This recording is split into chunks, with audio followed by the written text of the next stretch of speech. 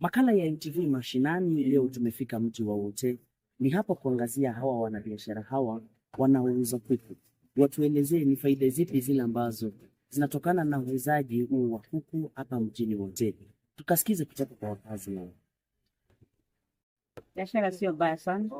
Plus gini tunakuanga na challenge. Ile challenge tunakuwa nayo saa zingine tunakuwa tunapojeka, tunakuwa. So, hiyo challenge tunakuanga nayo, kwa market, wakali sio wakulima, dawa kwa sababu na chakula ya kuku. Hii tu tunanunua kwa bei rahisi. Na tunaweza kwa bei kupata hata kabisa kitu. Nilikuwa na kuku 20 na kitu. Na hiyo kuku yangu ilikonjeka katika siku 3-5 ikakufa sote. Na hiyo kuku nikichinja hapa kwa singo ilikuwa kuna kitu ina chunga hapa hivi. Inarukaruka hapa kama mbuzi ikivura kwa singo.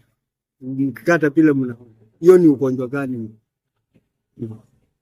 Hiyo kuku sangu nilikuta ile kitu inaua hiyo kuku sangu ni hiyo. Kwa sababu hii kuku inaweza kula kitu ama kumeza maji. Ukiangalia biashara ya kuuza kuku si kama hapo mbeleni. Sasa hiyo uchumi imekuwa mbaya. Customer anakuja kununua kuku, bei yenye anakuja nayo iko chini kabisa. Hadi unashindwa utafanya nini? Unaona tu mpe ikiwa hivyo na unaenda hasara. Biashara ni mbaya, uchumi ni mbaya. Kama sisi wauzaji wa kuku tunapata shida ya kuuza kuku, ndio wenye wanatuzia kuku wanatuzia bei kali.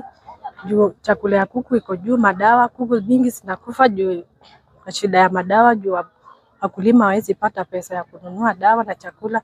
Sisi kama wabiashara wa kuku tunaomba serikali ipase kuteremsha madawa, kuteremsha chakula ya kuku ndio tupate kazi rahisi ya kuuza kuku.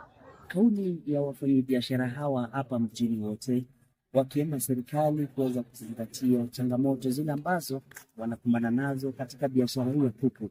NTV Mashinani kutoka mji wa Wote, kaunti ya Makueni, ni Ibrahim Zioku.